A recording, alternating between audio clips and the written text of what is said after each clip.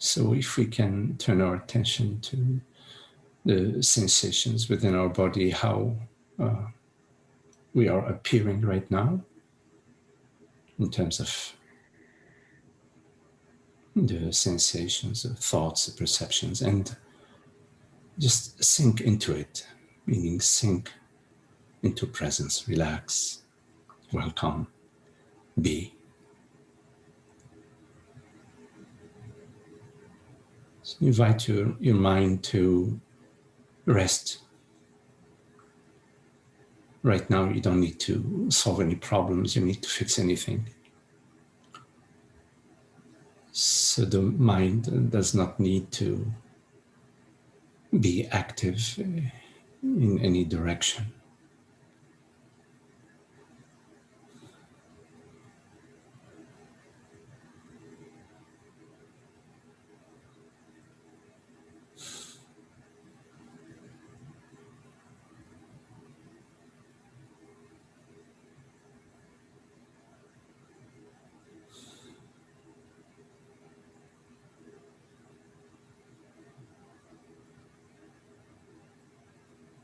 So welcome yourself in this stillness, in this silence, in this aware presence.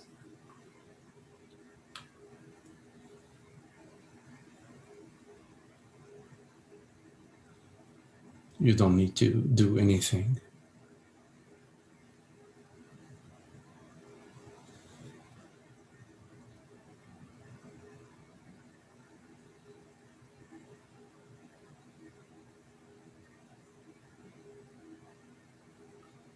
Sense your body, how it is appearing, the breath,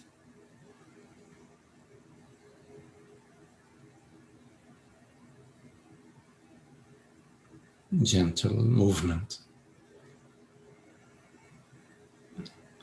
mysterious and sweet.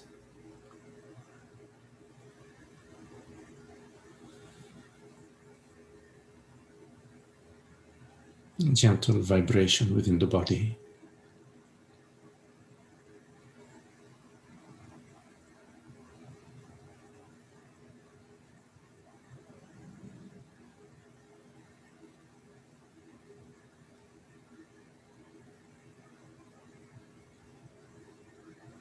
Appearing within the effortless, still presence of awareness.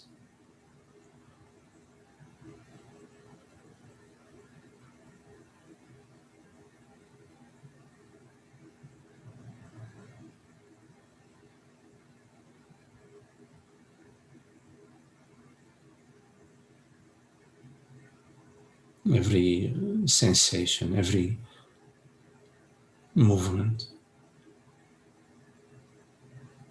every thought, every breath refers to awareness,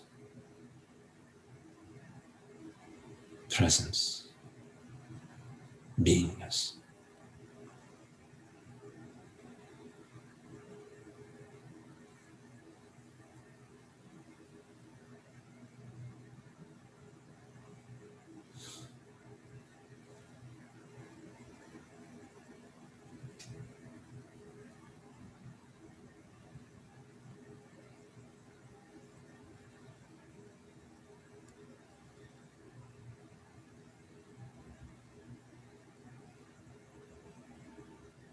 You are this aware presence, effortless.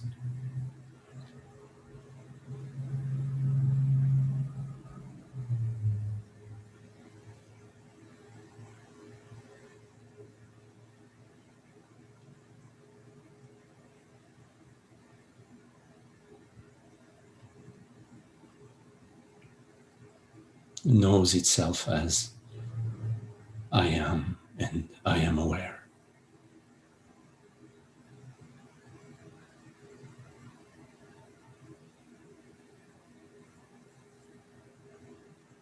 Irrespective of any thought or any perception or any sensation,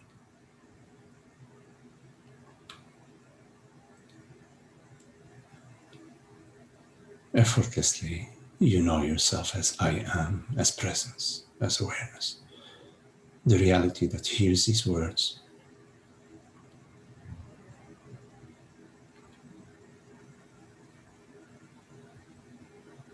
which is neither male nor female, neither tall or short.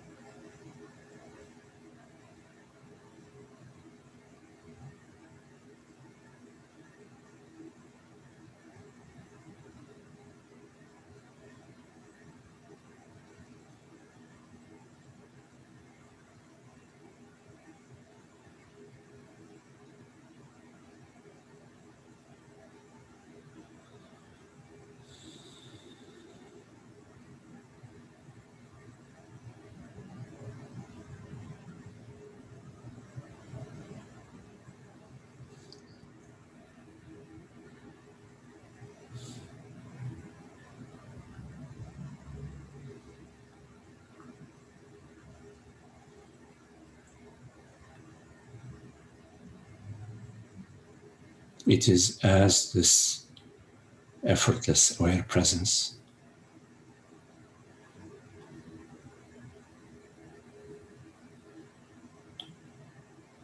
that you recognize your true freedom.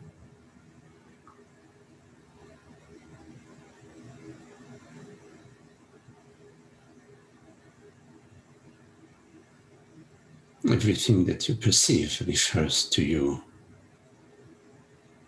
not you, the body mind, but the only true and real you, which is awareness, consciousness. Everything that you experience, every perception, every thought, every sensation refers to I, awareness, I, consciousness.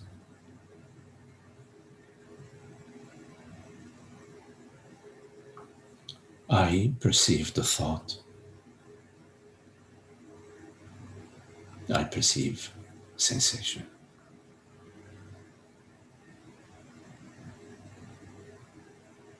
I perceive the body. I perceive the world. The I which perceives is not a body, a male body, a female body, a tall body, a healthy body, a sick body.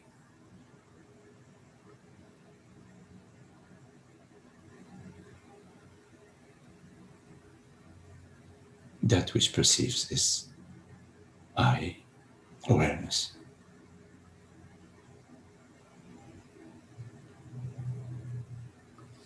Which we know to be real.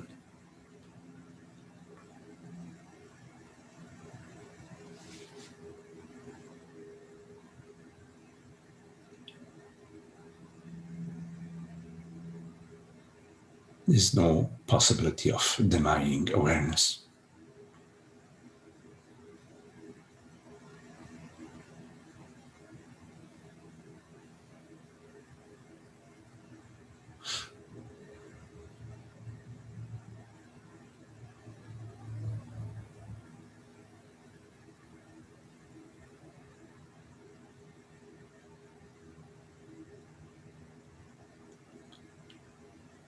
Every action that you take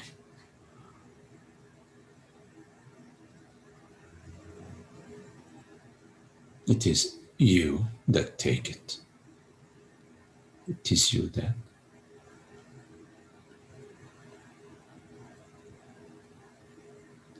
take the action.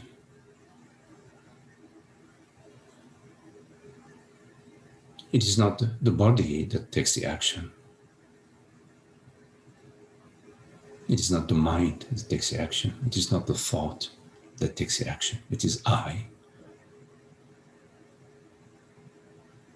which chooses and acts.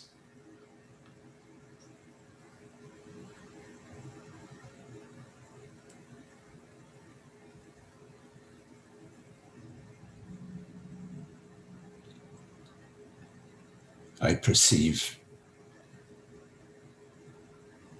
the thought, the winning thought, the thought that says, yes, I will drive to the beach today.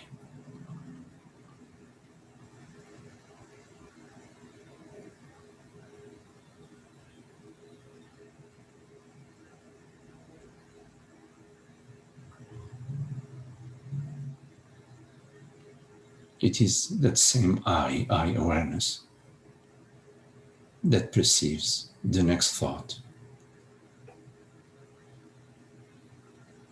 I should stop by the local gas station and fill up the tank.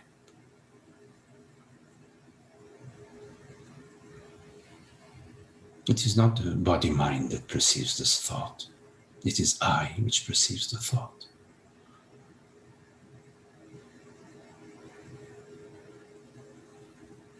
It is I that, via the body-mind, go to the gas station to fill up the tank.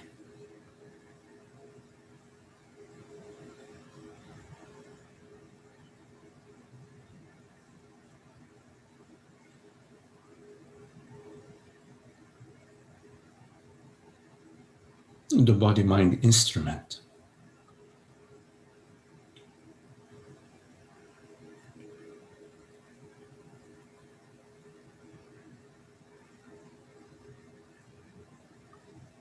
is just an instrument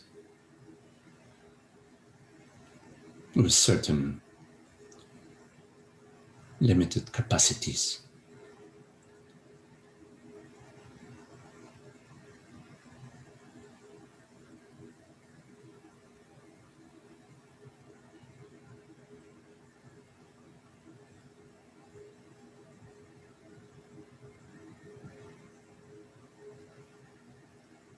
It is not an external reality to the reality of consciousness.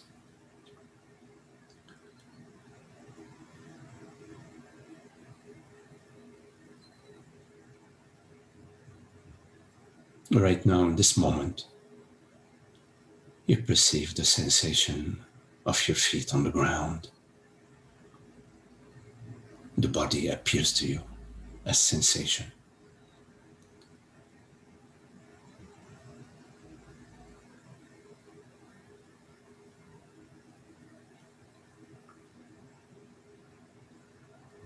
You perceive the sensation of your back against the seat. The body appears to you as sensation.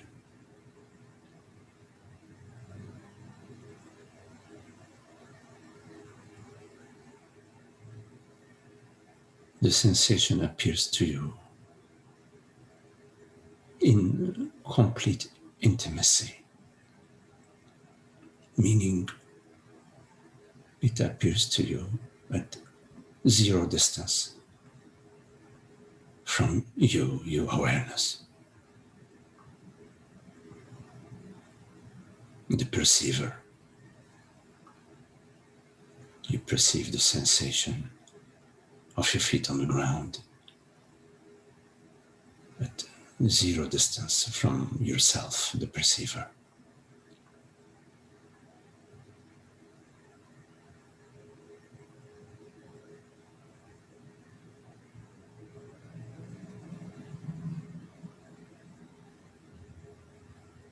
If the sensation was apart from you, at any distance from you, how could you perceive it?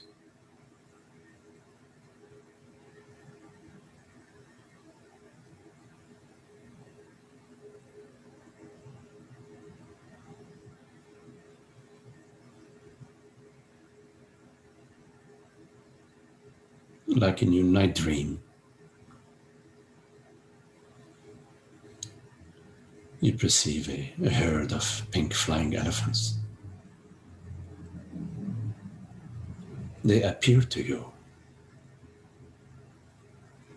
the perceiver, the dreamer. They appear to you in complete intimacy, meaning at zero distance from yourself, you the dreamer.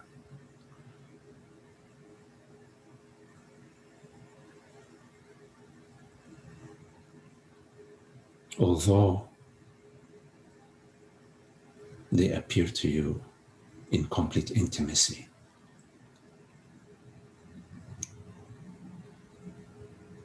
the pink flying elephants have no reality independent of you, the dreamer. You, the dreamer, you, awareness, are the reality of perception, the reality of the mind, the reality of the body, the reality of sensation.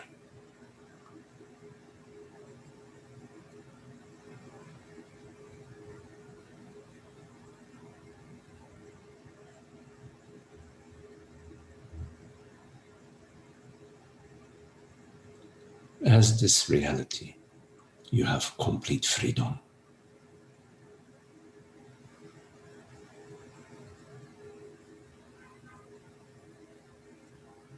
Because you are the conceiver, the creator, the witness, and the dissolver as one.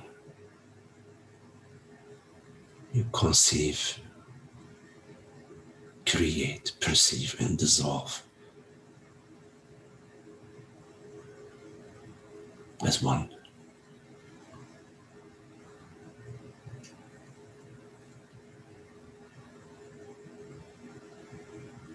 As this reality, the reality of consciousness,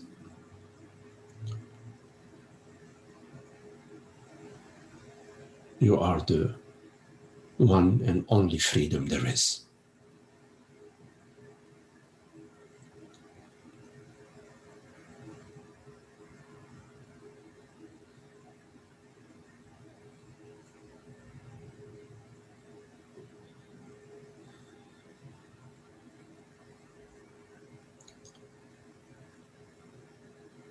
You are not the subject or the effect of any cause.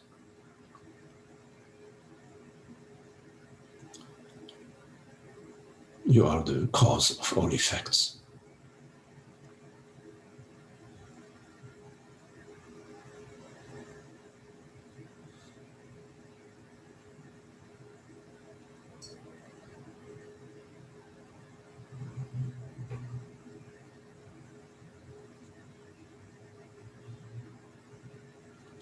Whatever you imagine yourself to be is false.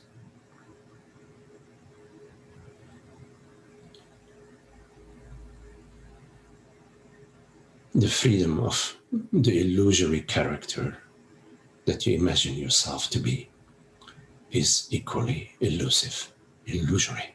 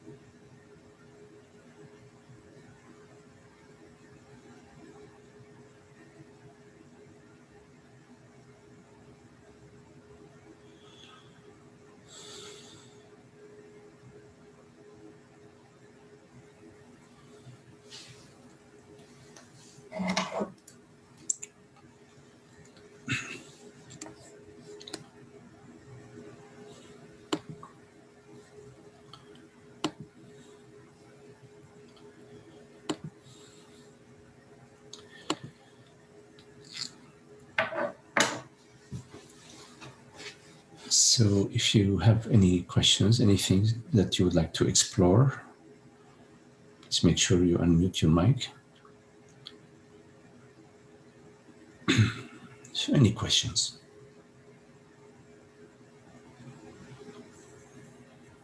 Hi, Magdi. Hello, Holly. Hello. I've been interested lately in living in the flow, which I know you've talked a little bit about recently. And I feel on the one hand that as the me dissolves, living in the flow becomes more natural.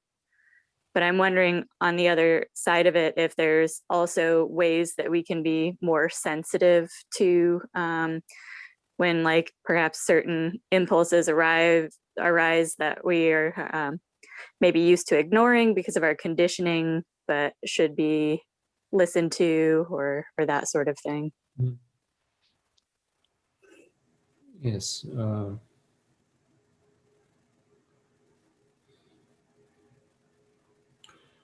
So in living out of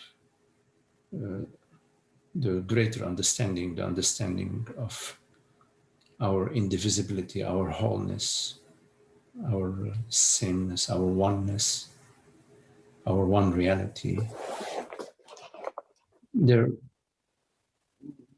we look at the situation that presents itself to us moment by moment, whichever way it appears to us, whatever situation, whatever conditions are appearing to us, which we don't know ahead of time. And simultaneously, we are also looking at our inner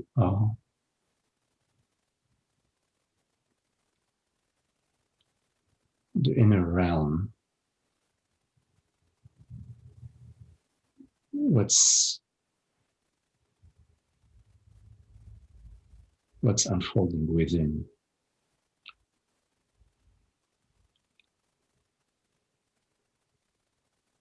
As you know, we are, due to the sense of separation, the identification as this man, this person, this woman, this body mind, we've developed some tendencies to protect, to safeguard, to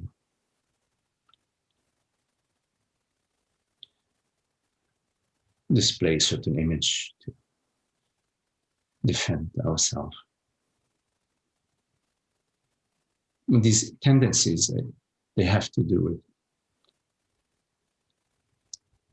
maintaining a sense of cohesion and a certain sense of safety as a person for what I imagine myself to be, what I feel myself to be, what I think myself to be. So there is a possibility of that inner dynamic to be arising.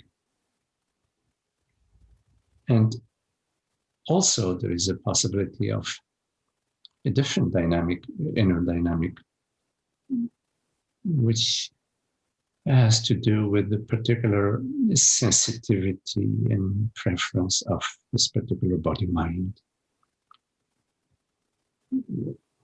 We don't all like to live in the city. We don't all like to go to the opera. We don't all like to do manual work, etc. There are particular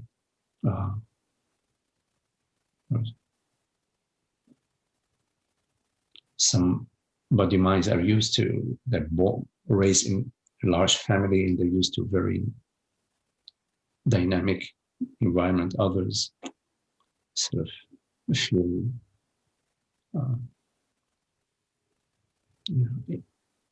lack of cohesion around larger group of people or dynamic environments. So there is some inner sensitivity that do not relate to the ignorance, that do not relate to defending myself as a person. They just sort of, no, it's too loud, and so it's important to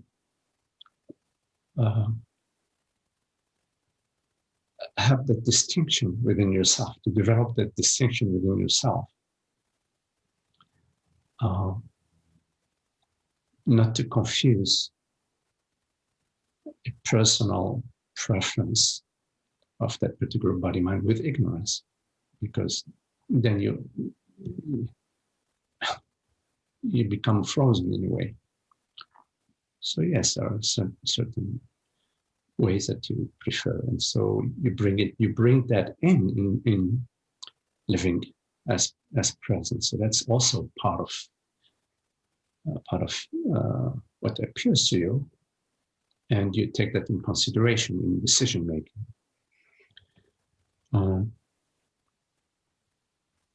As our understanding deepens that living in the cocoon, the me cocoon, that no matter how hard we try, we remain limited, we remain unhappy. It doesn't really bring in. Once that understanding is there, and the understanding that, in fact, what I am is not what appears. Not the image, female, male image, a great guy or great artist. I'm not that pertains to the body mind, but it doesn't pertain to what that which is words, that which is, that which I truly am. So that understanding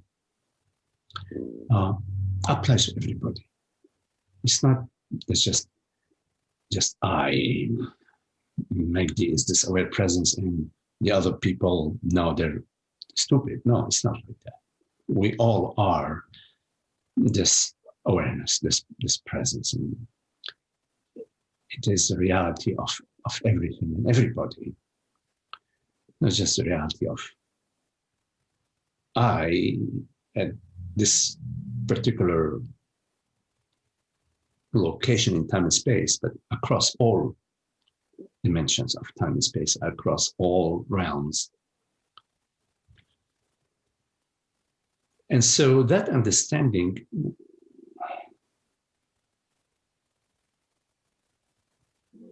as it becomes more and more clear that, yeah, that's the truth. We find that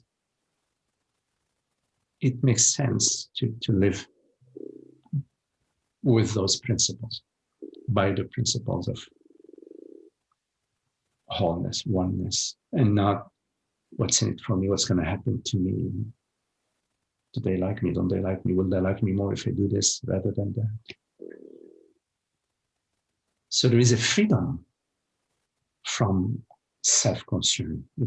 It's sort of outside of the cocoon. You popped the bubble, and this freedom goes hand in hand with recognizing everybody as yourself. Body minds differ. The weather differs here from, in Thailand, etc. But it's one weather. It's one reality. So, in that recognition, there is the recognition of the wholeness, of the sameness, which is love.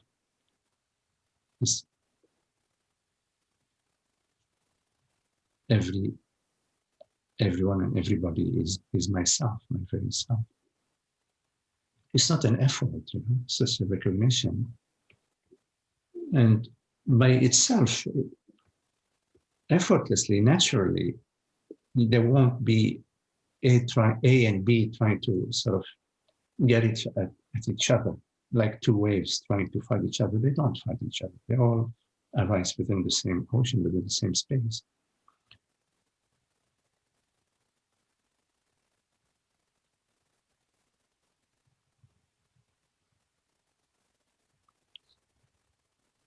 So in living as presence, we choose the path of the greater good. And also we notice the inner tendencies, which are there in the body. You know, when is she going to stop doing what she's doing? You know, it's annoying me. Maybe a simple thing, a little thing, but a small annoyance is a form of resistance, which is not the flow. In the flow, there is no annoyance. It just moves. It's dynamic. It's alive. It's free. It's happy. But because we have the tendencies, so then we also notice those tendencies. And there is a possibility for us to see that even in those smallest tendencies, there is the seed of ignorance. And that we have available to us in this moment, if we notice that there is a little annoyance, we have available to us in this moment opportunity to explore other ways, to explore being in a different way with that annoyance than usual. Usually with the annoyance, it's like the annoyance is still there. I'm just waiting for, all right, God, finally, I can breathe now, you know. But that's not how we take advantage of the opportunity. The way we take advantage of the opportunity is to see that the annoyance is defending a falsehood, is protecting a falsehood, is a falsehood. And that by sort of tapping my foot and then finally it's done, that tendency which was protecting the false me is still there. It's still there. Okay, it's been relieved now because the situation has changed, but the seed of ignorance is still there. So in terms of the inner scanning, throughout your day, you will find there are many opportunities that are available to you. Maybe some subtle ones, maybe some not so subtle, where there is, you know, an actual and explore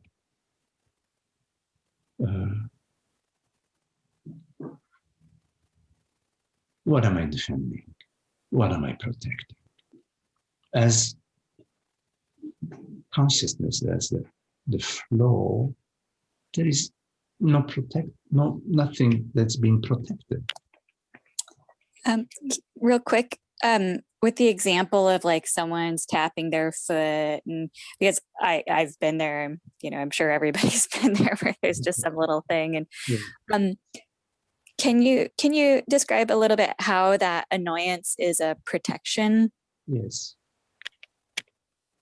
It's something that's bothering me in this moment.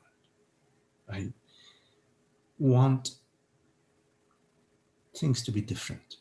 I want what is happening right now not to happen.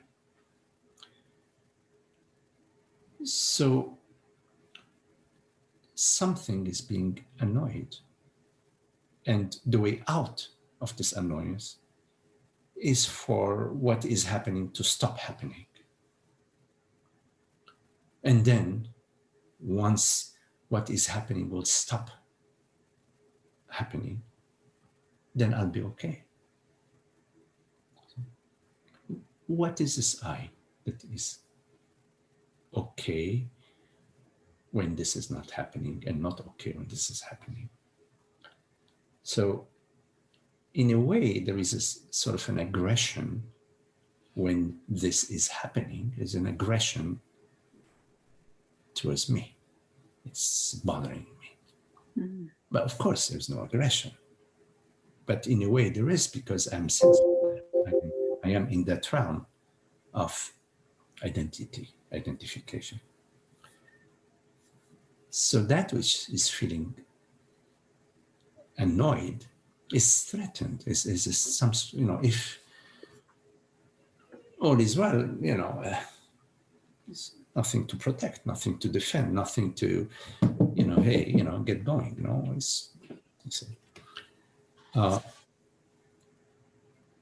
it's just a habit. It's a habit. Although we have the understanding that I am this aware presence. I'm not the storyline. I don't exist in time and space. There is still habits that we don't know about, but they arise in certain situations. Suddenly, we don't know about it. But they also are there, in the falls, they're there. And so sometimes it unfolds, and then there is that, so, and if we repeat the same pattern of, all right, fine, okay, let's get out of here now, so I can be okay, then that tendency is still there. Mm-hmm. It's not being given the opportunity to reveal the falsehood. It's falsehood. See?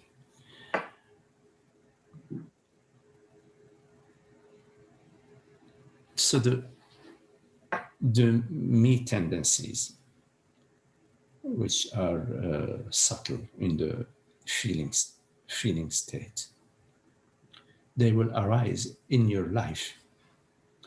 And because you're interested in the flow, you understand the harmony, how everything is sort of dancing together, because that's your interest and you feel that that's the way.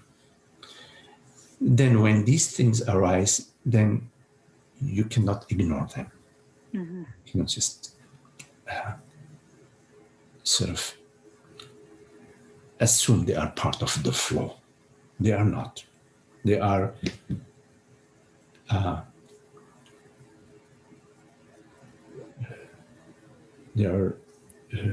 residuals of me habits. Mm-hmm. So it's an exploration that we each, all of us, have available to us in our own way. And we should not brush over these things.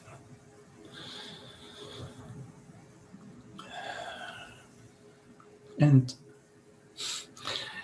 there's nothing at stake, So like sometimes we feel, we have an old story or an old habit, But there's really, there is sweetness in everything. And the sweetness comes from you, consciousness, how you are. And you live the sweetness with yourself and with everybody. And so an annoyance is not sweet, being sweet with yourself. It's not. And of course, I'm not talking, oh, I should not be annoyed. No, because that's not sweet either, you know. But to explore that it's possible to be in a different way with it, with the situation, with yourself, when these things arise.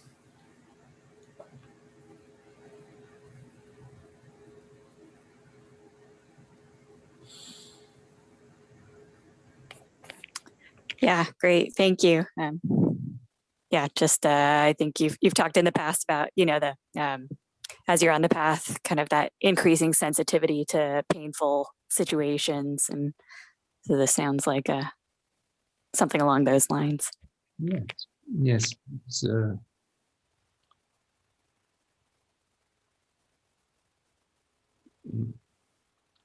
As presence, as the entire universe is harmony. And, it is only from the perspective of separation that we experience disharmony,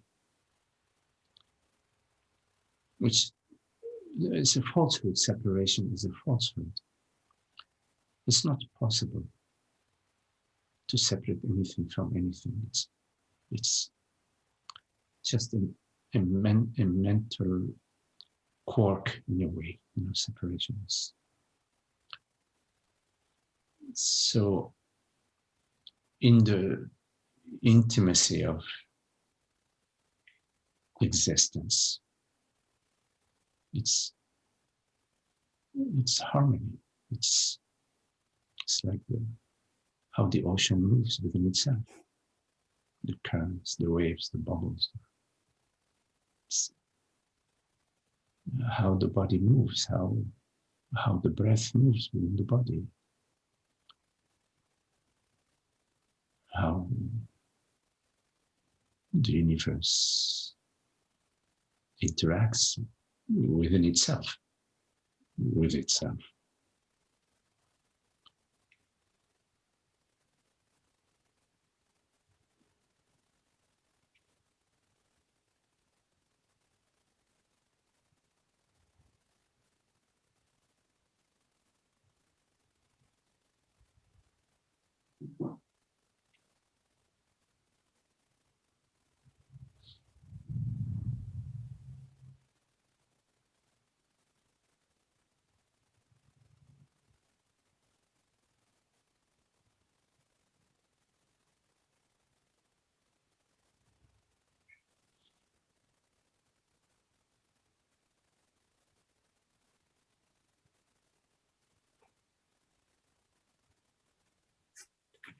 Okay. Thank you.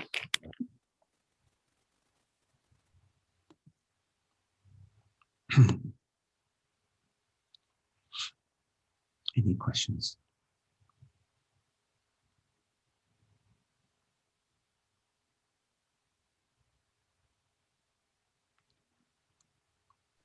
Hi, Maggie. Hey, Frank, how are you? Good. How are you doing? Okay. Okay. Yeah, you were talking about earlier. You said something about how it's not the body and it's not the mind that acts. It's I awareness. So I've always wondered about that. How I'm sometimes moved to do things that, let's say, I'll give you an example. Sometimes I'm at work and I've got things to do, and I will leave like midway through it, to go do something else, maybe go to the gym or do something that's not work related, and I feel bad about it, but I think I have this compulsion just to leave. And then I'm learning to beat myself up over it as a body mind. But can you talk more about how, isn't there some kind of separation between, not separation, but isn't it a distinction between awareness, like when we're doing something that's constructive and that is in the, let's say, sometimes you talk about, action being when it's good for everybody involved, as opposed to like doing something selfishly. So is it always awareness that's moving the body mind to do stuff, or is there a distinction between the good stuff and the bad stuff, let's say, to keep it nice and simple? Yeah. I don't know. Yeah. That's okay. Over to you. Yeah, I got you.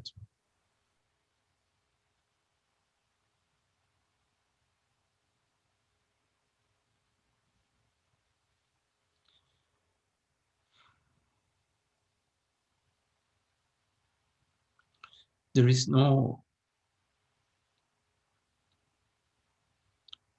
thought, action, perception that is personal. There is no personal self in the entire universes, in the multi-universes. There is no personal self. So from that perspective, one could say that all action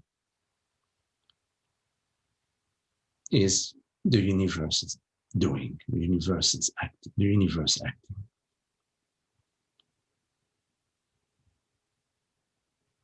So the way minds move, what they seem to do,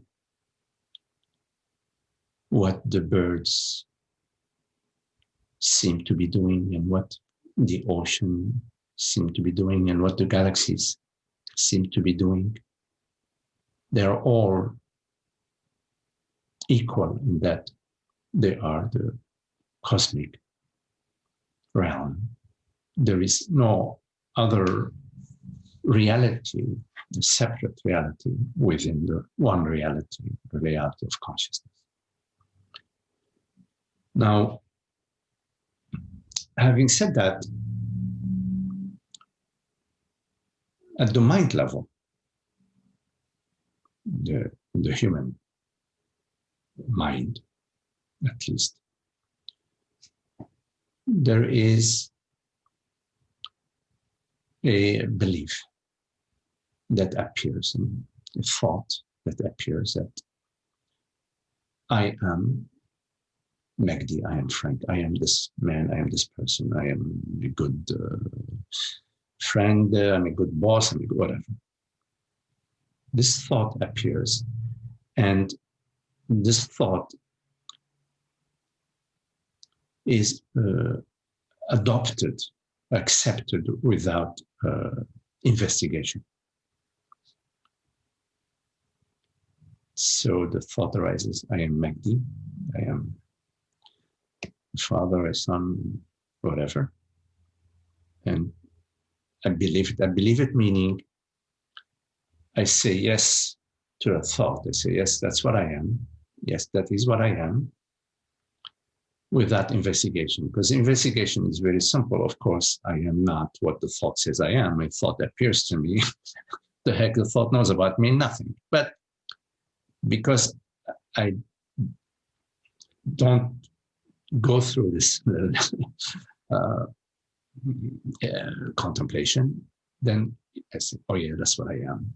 And then the thought says, well, you're good, you're no good, you're poor, you're jealous, you have a whatever. Then as soon as I start believing the thoughts that they are speaking, they actually know me, then I'm down that slippery slope.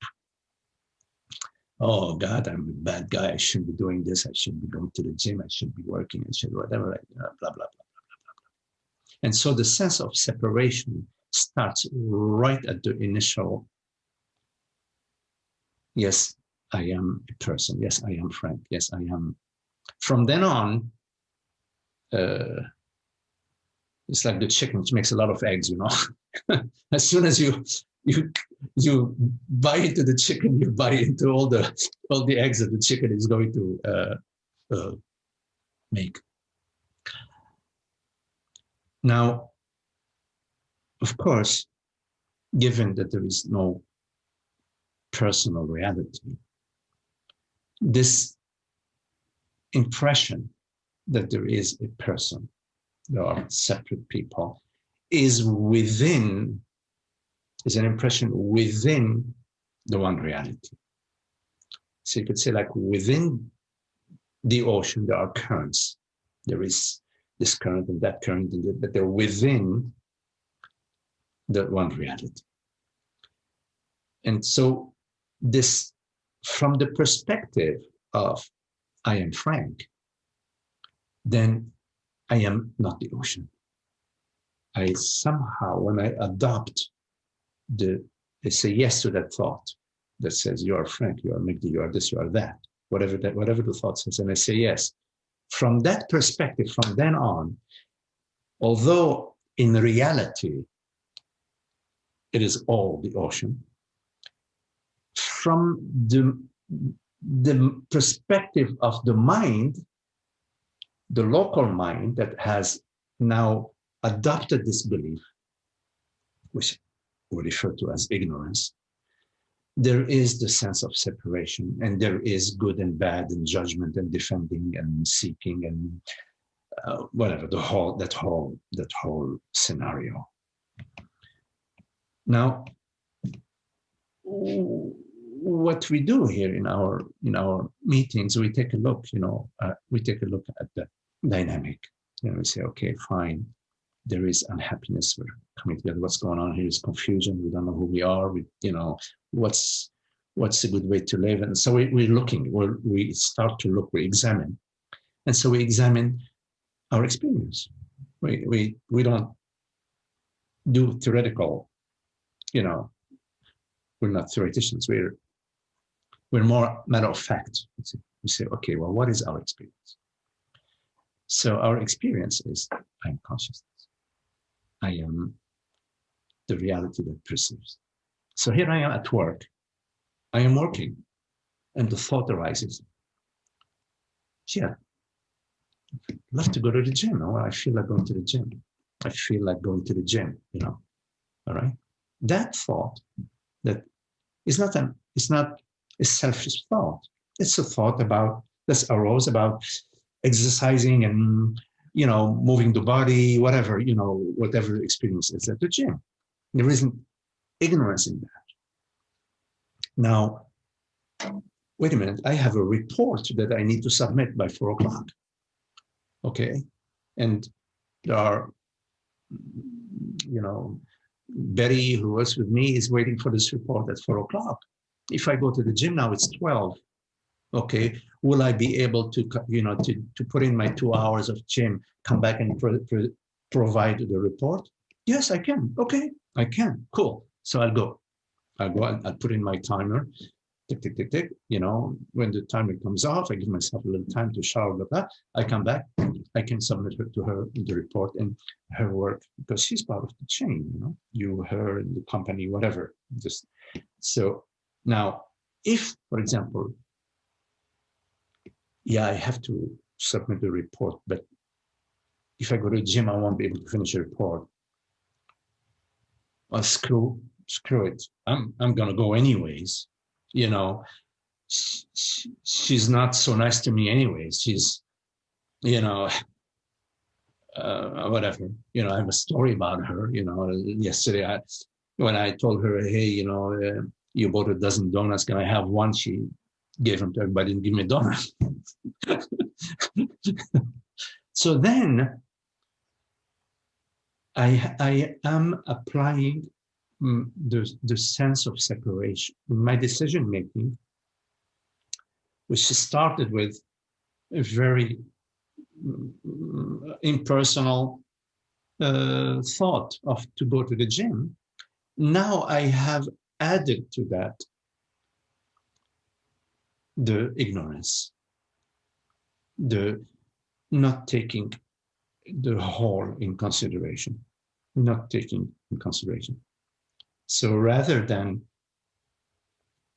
taking consideration everything, I just go. Now, yes, in this case, you see a subtle difference, you know. In this case, there is both the impersonal desire to go and exercise, and there is the personal aspect that arose. Now, of course, an option is to go to Betty and say, okay, look, you know, I really feel like going to the gym, and I don't think I'm going to have the report for you today. Is it okay if I work on it tonight and submit you tomorrow, for example? You know, and she says, yeah. Or she say no. If she says no, well, okay, you have to honor that. You see, honor that. Not, oh, you know, you know, well, yeah, okay, fine, I'm going to do the time, but I hate her for it. No, because the tendency to hate her for saying no because she needs whatever her reasons are, that is a tendency of separation. That is one of the opportunities you have. I was talking earlier with Hardy, that this applies to all of us. Is at that moment where she says, no, I need the report by 4 o'clock, Frank. And you're feeling like you would like to, you know, steal her stapler or whatever, you know. This opportunity for you to say, wait a minute, you know,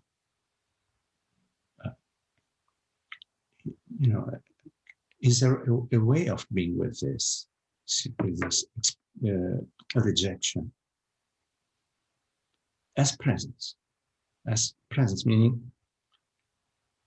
there is nothing at stake, and there is nothing off. Her saying no is not off. It's not like a mistake. The universe is not making a mistake. She is not making a personal against you. You know, she's saying no, even if has in her mind the thought, I really don't like Frank. Okay, that thought is not a personal thought. It is a thought that's appearing to her as a result of a mixture of situations for her, whatever they are. You know, it's part of her current. It's part of her current. And you may perceive that it's personal, but in fact, it is impersonal. So it is an opportunity for you to perceive the whole situation impersonally. And that, okay, you are going to experience this little bit of withdrawal from not going to the gym, and that you're okay with that. You can experience that, you see. So I think what I'm saying is that it's alive. There isn't a formula about it. It's you, but you have available to you the examination, the capacity to examine, to look, to take a look. You say, it's not like, oh, I'm at work and I have this idea, I want to go to the gym, and that's personal thought. No. You know that when there is disharmony as a result of your behavior, then it's something you need to take a look at. Disharmony, not just within yourself, but in the environment, in your life, you need to take a look at, because this harmony is referring to something that you need to take a look at.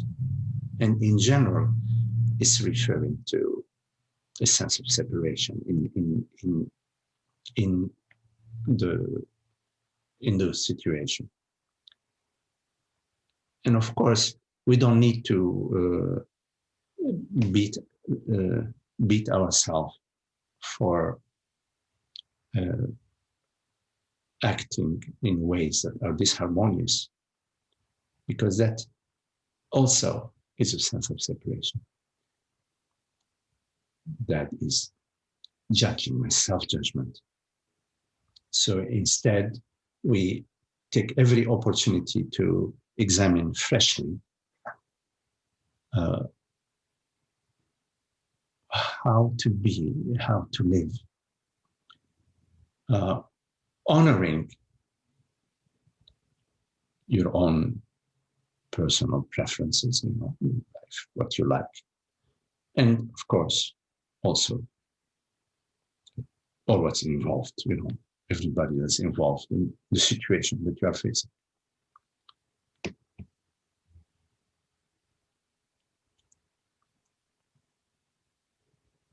Yeah. Okay. Thanks, Maggie. I think my question was a little bit more, and I appreciate everything you said, because it helped me a lot. When you said that, you made one comment that I needed to hear, which is, somebody has a thought about me. I've always had this problem of taking things very personally. And when you just said that somebody has a thought, it's just a thought that pops up. And I know this is what happens. We don't, our thoughts come to us. We're really there after. It's like we're only there to kind of watch the thoughts come up. I'm there like after the fact. They go, oh, just had a thought. I didn't create that thought, but I've always taken other people's thoughts about me personally. So that was a very good thing for me to hear when you said that. It's gonna. But I think my question about awareness and how awareness is what moves the body, what acts. I guess I was getting into like all this talk about, and I don't think I want that I can answer now because I don't think I can take it in right now. But I think I was asking more about, there's awareness just go along with whatever body mind decides it wants to do. Because the body can't act, the mind can't act. So it's awareness that acts. So, I think I need to formulate this question a little bit better. Mm-hmm. So I'll come back to you with this some other day, because today I'm a little bit, overwhelmed. Thanks. But I really got a lot out of what you said. Thanks, Maggie. But just briefly, just having heard what you said, the car goes where you drive it. It doesn't, you don't go where it drives you. Anyways, we can get into that later if you like. Yeah.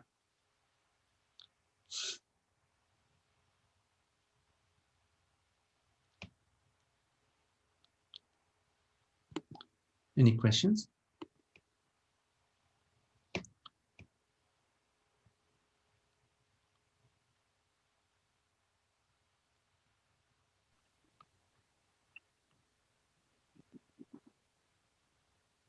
Hello, Holger. Hello, Magdi. First of all, it's really great to have someone to talk to in this language.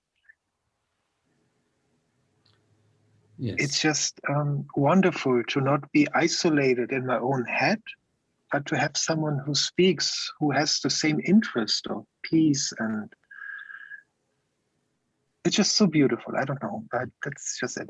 Last time I got a little bit lost in my what I called gratitude, but then I understood that there's thankfulness and gratitude. And maybe I just make it too complicated, but I understood that thankfulness is in regard to objects, and gratitude is in regard to the presence, to the invisible part. Mm-hmm.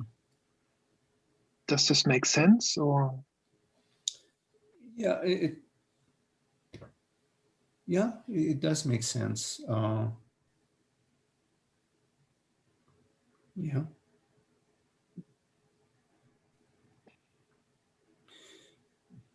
Because maybe one day I'm sitting on the street and have no water and no food in the refrigerator, but I can still be happy. So if I'm not dependent on the objects. Yes. I think that's what you meant last time. In gratitude,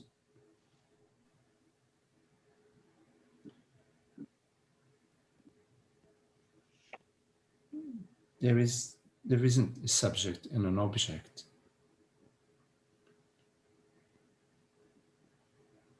So in a way, we could say that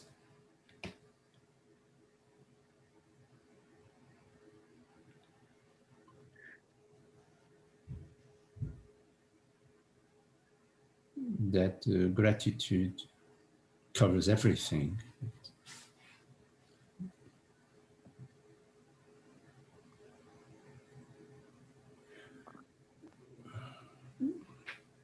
We are gratitude, we are gratitude. And gratitude doesn't exclude anything.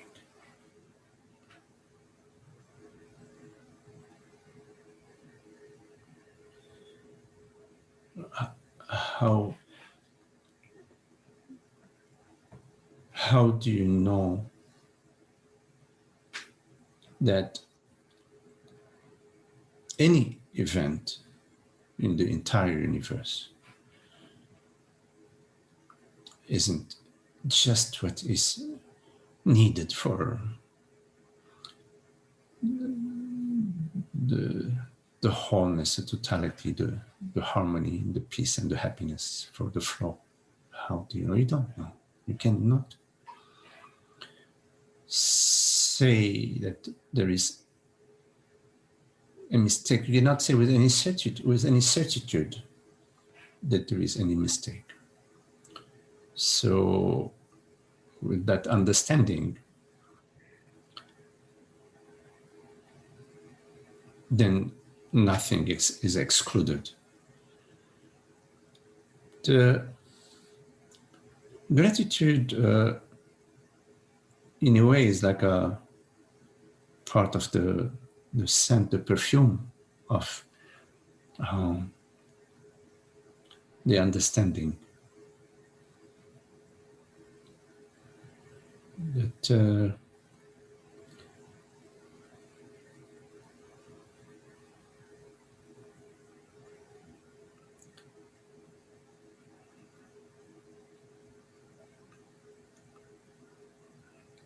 that somehow order is restored.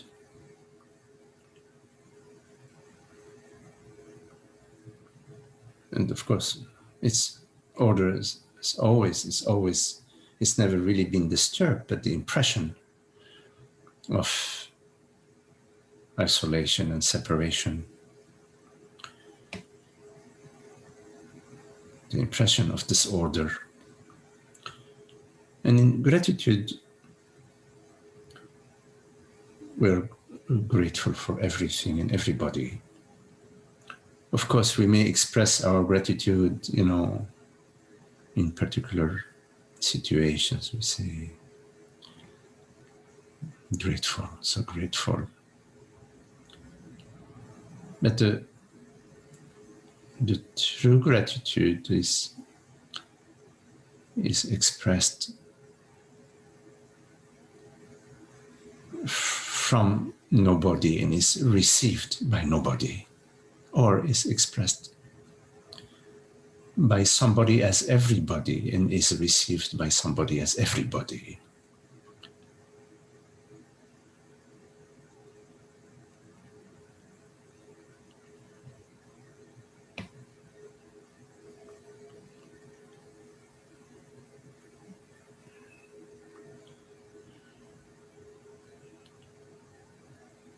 So although we may express our gratitude in seemingly in a certain situation or on a certain occasion,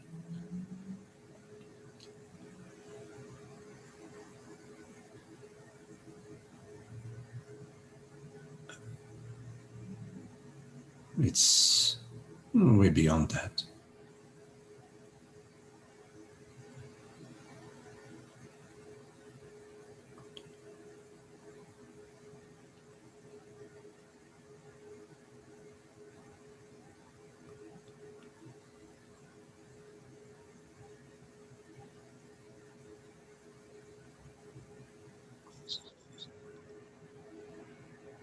So it's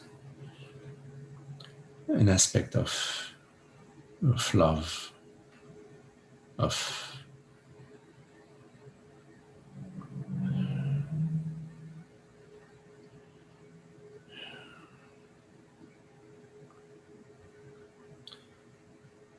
one of the aspects of the diamond, gratitude.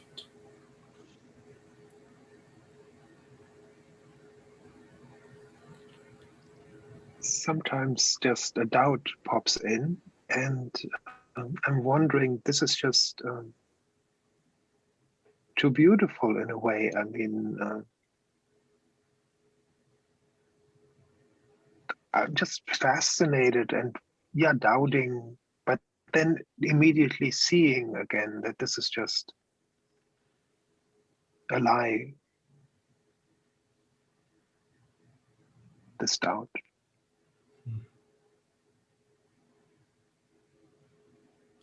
Doubt arises as a personal mind impression. Mhm.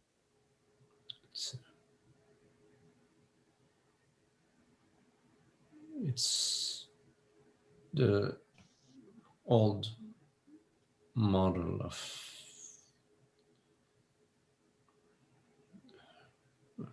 me, I know better, or whatever, you don't. This, and it has no power. There's no power in doubt. It's just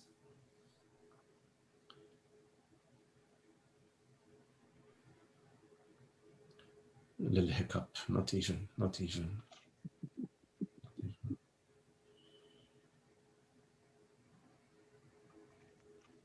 There is, how can we doubt love and being and presence and gratitude? And there's no doubt in that.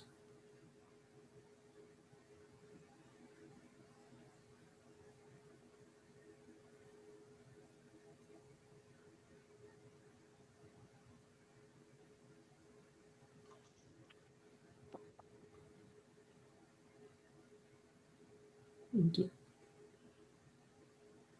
doubt will arise as a thought and maybe a sensation, a feeling.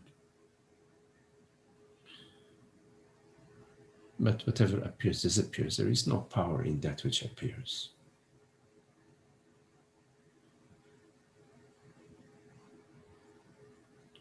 May try to lure you into a narrative, some narrative about me in the world or whatever,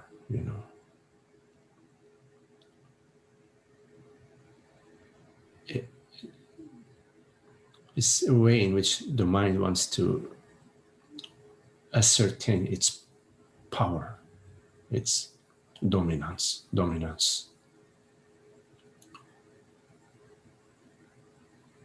But once you see the mind, you're seeing it, you're perceiving the thought, you're perceiving the sensation. It has no power. It has no power. It's recognizes its master looking at it.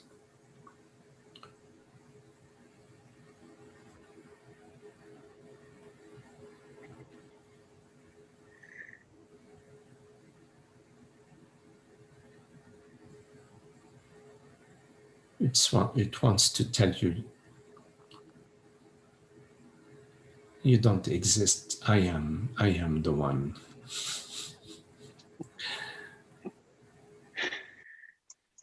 Thank you. Yes.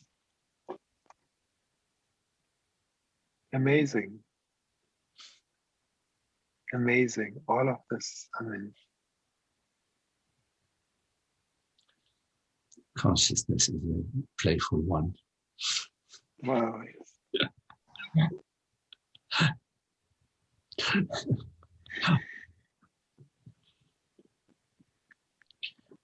We like to play, Yeah. but there is a sweet play. So we can play a sweet play.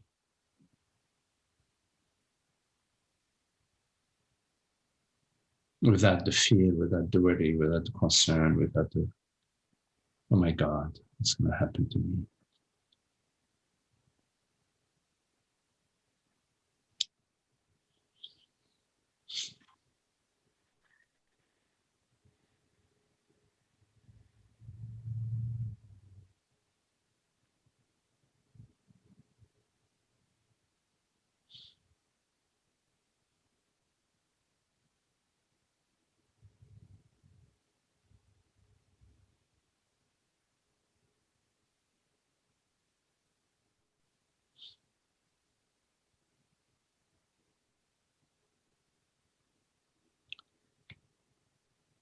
Well, very beautiful to be with you all. Thank you. Hey, Frank, good to see you. And Holger, Holly, Esther, John, and Naomi. Magdi. Okay, love you all. Thank you, Magdi. Thank you. Thanks, Magdi. See you next time.